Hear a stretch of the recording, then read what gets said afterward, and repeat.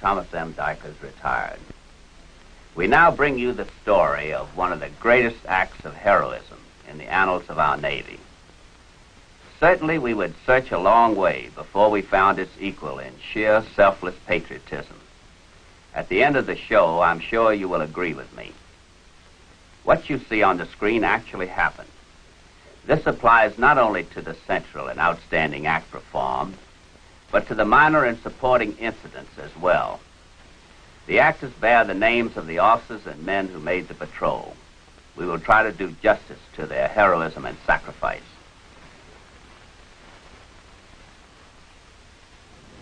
In the fall of 1943, the U.S.S. Sculpin had completed her refit and training period at Pearl Harbor. They were making the final preparations for a 9th War Patrol.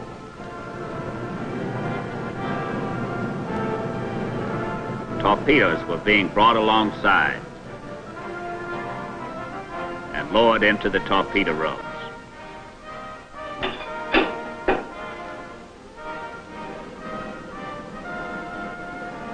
Some were placed directly into the torpedo tubes for delivery where they would do the most good, against a Japanese hull.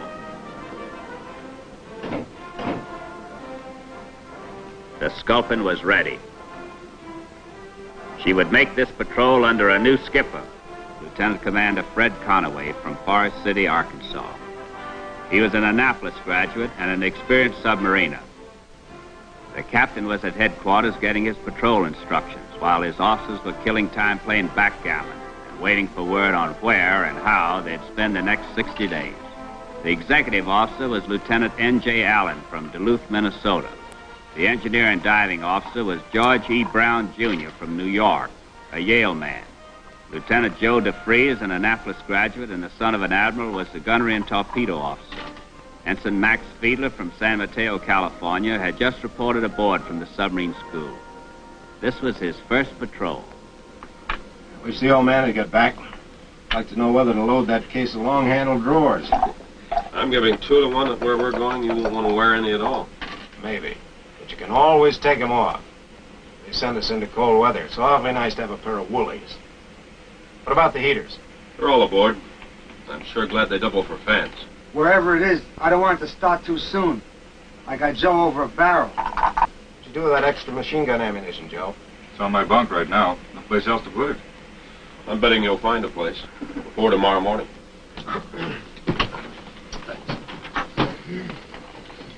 Well, boys, I've got the dope, and it's going to be interesting.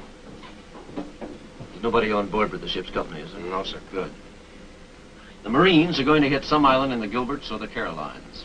The big fleet will be there, bombarding and pounding from the air. They've tossed us the job of intercepting any Japanese reinforcements that might leave their base at Truk, or to knock off any cripples that might try to get in there. Sounds like a big order for one sub, but I guess that's our speed. We won't be alone. The force commander is going to radio Apagon and Spearface to join us in the Wolfpack when the time is right. Which island is it? They're restricting that info to the higher echelons. They said the Wolfpack commander would know. Do we carry him? Yes, it'll be Captain John Cromwell. Oh, no. Oh. He bawled me out the other day for looking like a bilge rat when we were setting those main bearing clearances. Maybe I made a mistake not bringing a tie. It's gonna be hard living in tight quarters like this for 2 months with a regulation Commodore, but I guess we can survive it. I thought he was a captain. Well, he is, but he's division commander, so he's called Commodore when you're talking to him. I'll never learn this, Navy. Why do they do that? It makes him feel big. Anybody ever tell you how to get along with a Commodore, Maxie? No. Find out what the son of a gun wants and do it. Captain, Commodore Cromwell's coming aboard. Call it, Maxie, to see who moves in with the chief petty officers. Tail. Want to help me move some 50 caliber ammo? Oh, Fred, just put me anywhere. The ship's officers will need their rest a lot more than I will.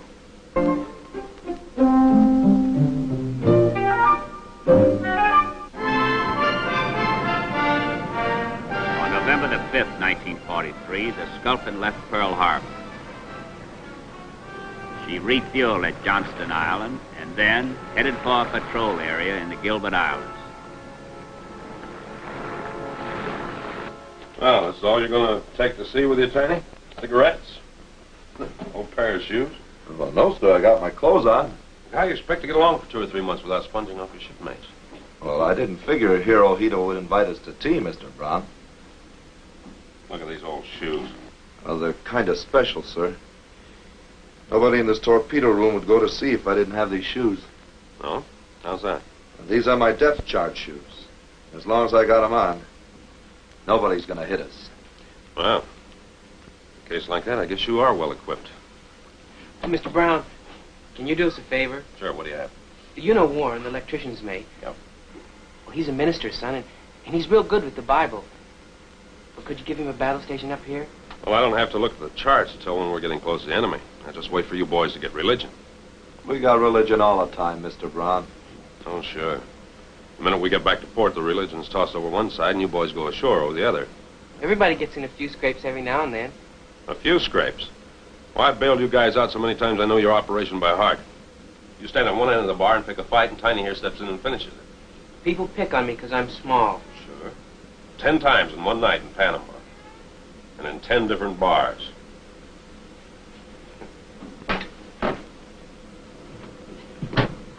Warren, I'm changing your battle station to the forward torpedo room. That business about not knowing the game is commencing to look like a come-on, Commodore. No, but before we get back, I'm going to show that high-hat backgammon crowd of yours a couple of old AC-doocy wrinkles.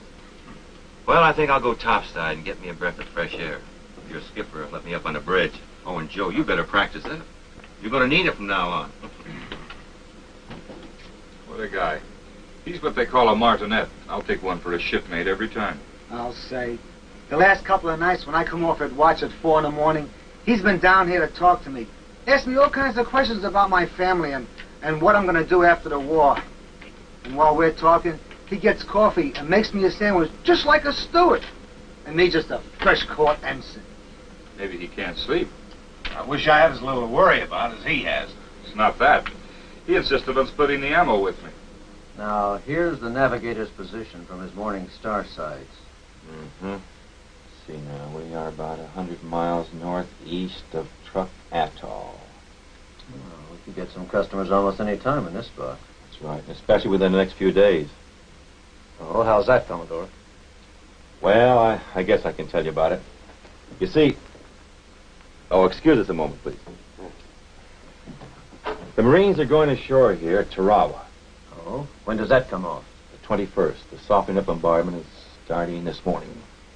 It's going to be some show. Real big one. I wished I was free to tell you more about it, but The less I know, the better I like it. what the Japanese interrogators are doing to some of our boys, it's not pretty. Only safe way is to know nothing. You know, Fred, that's exactly what I was thinking when they gave me a top-secret briefing. The fearsome battle of Tarawa was starting.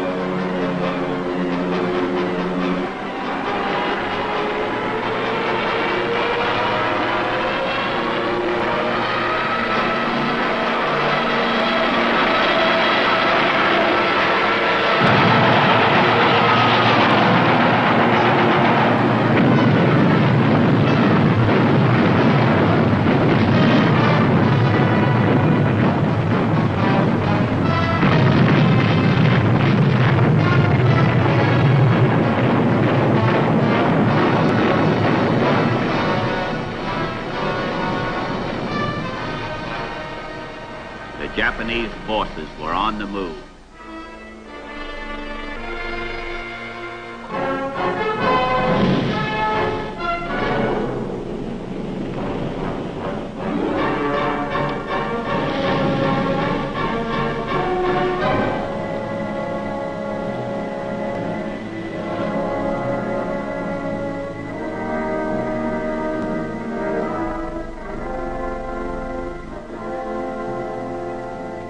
Battle stations, torpedo. Battle stations, torpedo. Battle stations, torpedo. Where are they, Joe? Headed directly for them, Captain. They're dead ahead. Radar says there's 7 ships. 2 big ones and 5 small ones. I got him. Nice going, Joe. Go below. Bearing is drawing to the right, Captain. Bring her right to course 300. All ahead full. Right to course 300.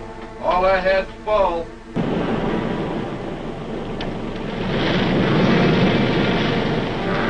Mark. Bearing 281. Range 11750. TDC and plot both check on enemy course 009, speed 14. Very well. Stand by to dive.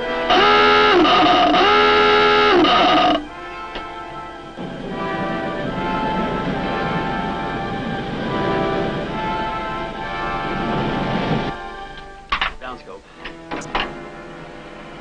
What do you got out there, Fred? 1 merchant ship escorted by a light cruiser and 5 destroyers. An escort like that, they really must want her to get where she's going. Could be reinforcements for Tarawa. Go get him, Fred. Go get him. Yeah. He's got him on. Calm down. You got nothing to worry about. Sure. Well, that's the last one. Every compartment in the ship is checking on you. They could only see him like we can. They wouldn't be scared at all. This is evidently a very important convoy. It's only 1 merchant-type ship, but she has an escort of a light cruiser and 5 destroyers. Where's Warren? He's not here. Maneuvering room? Tell Warren to get to his battle station on the double.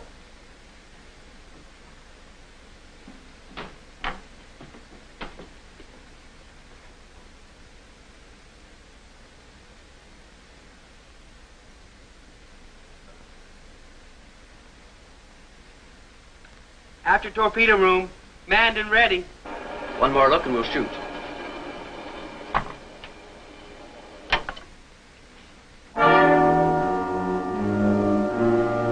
Downscope. Emergency, 200 feet. They zigged right at us. Too close to shoot. High-speed propellers passing down the starboard side.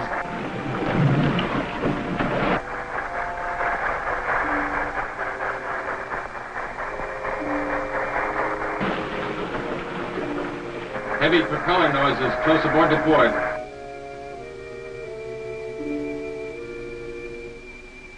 Ball negative.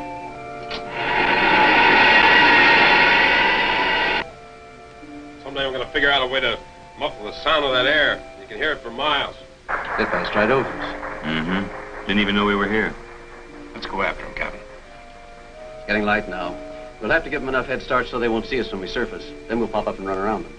Won't need to darken here anymore, will we? No, turn on the lights.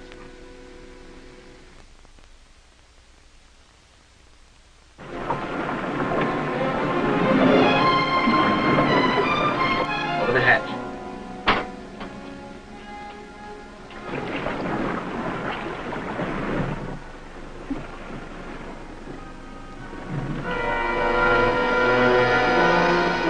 Clear the bridge. Dive!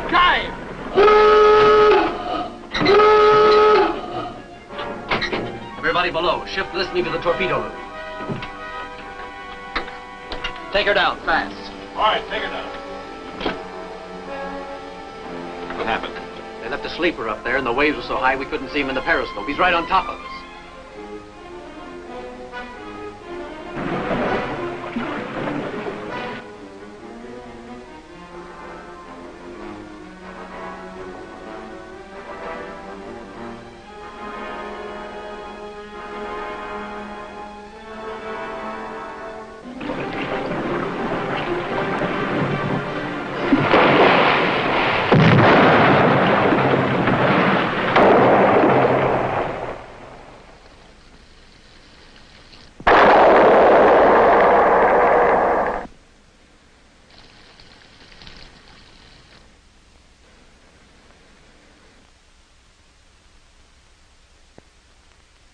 Conway tried all the tricks he knew to evade.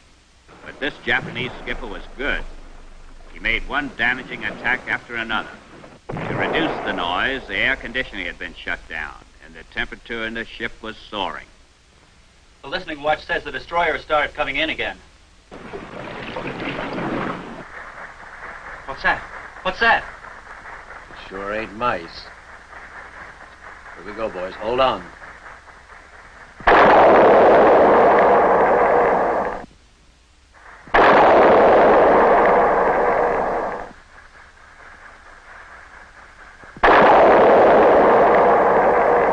Big depth gauges are gone. Small one's still okay. The leak is getting worse. We've got to pump bilges or we'll flood the crankcases. Tell them we can't pump now. They'll hear us.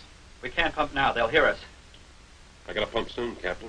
Taking a lot of speed to keep her from sinking. We're using up the battery too fast. Now, let's just take it easy, boys. We'll give this guy the slip pretty soon. Bearing 045. The listening watch says he hears a rain squall. Bearing 045.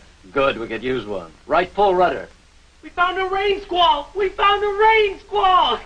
I knew we had the right combination. What good's that gonna do? They don't mind getting wet. The rain on the water, stupid. It makes so much noise they can't hear us. Okay, George, let's get those bilges pumped. Start the pumps.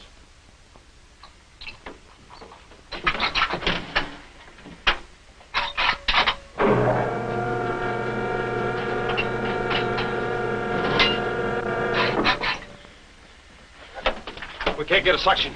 Go back to the engine room, see what you can do.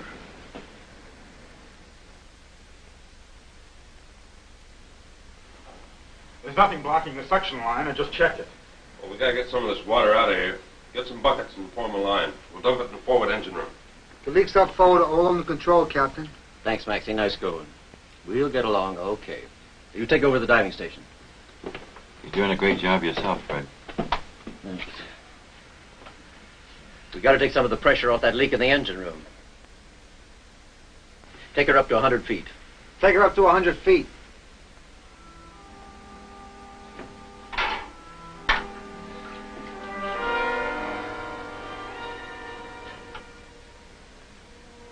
She won't go above 170 feet without more speed, Captain. Feels like we're on the surface.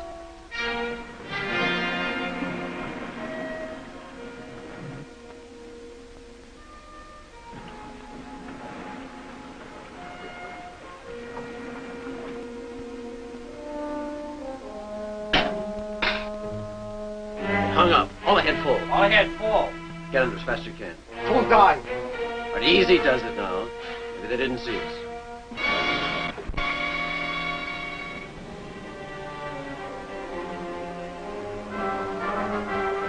What happened? The depth gauge hung up when we surfaced. I'll take the dive. The listening watch reports the destroyer is coming in on another run.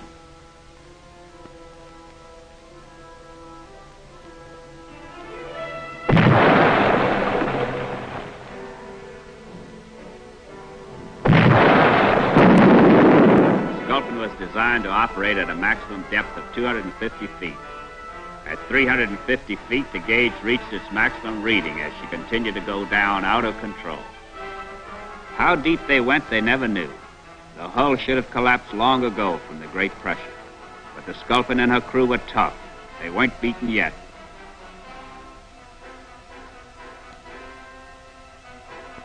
But neither was the enemy. As the submarine reached 250 feet, there was another close explosion.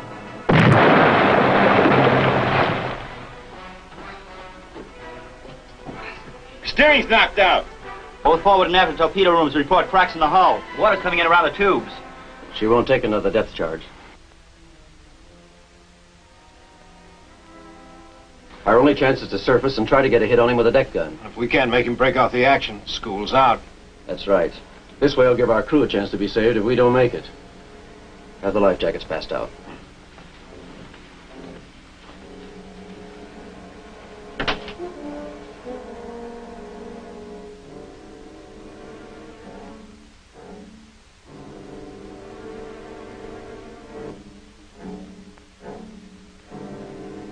George, if anything happens to us up there, be sure the ship is not captured. You can depend on it, Captain. Thanks, George. Okay, boys, let's go. Let's get in the works, Joe. Surface!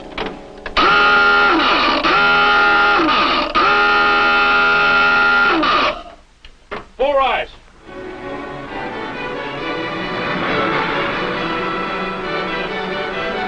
Hit those ballast tanks again. Blow them dry.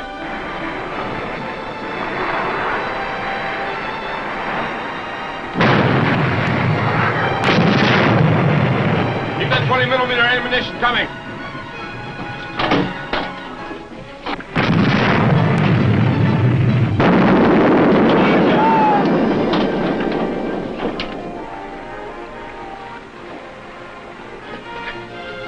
Two holes in the cooling tower. They're wiped out. All hands full! All hands full! All hands abandon ship! All hands abandon ship! What can we do, Mr. Brown? Ruler should take the hydraulic manifold. You go forward and you aft. Come back, let me know when all hands are out of the ship. And bear a hand!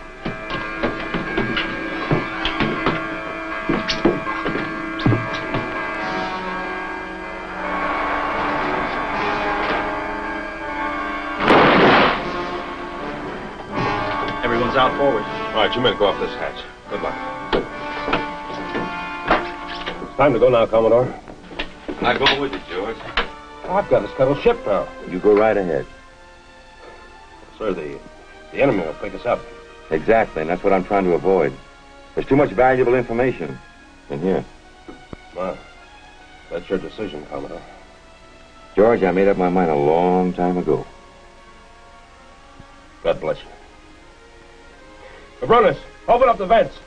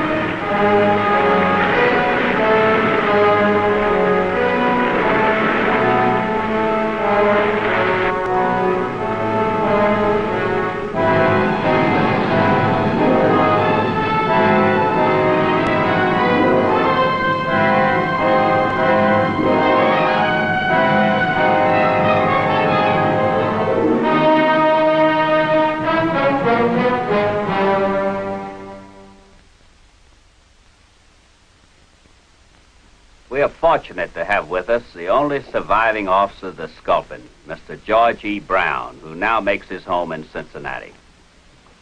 Mr. Brown, I'm sure our television audience would like to hear anything you might like to say. I can't say how proud I am for the privilege of having served with the men of the Sculpin.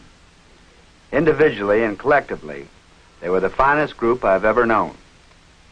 If this country of ours can produce men like these, we'll have nothing to worry about.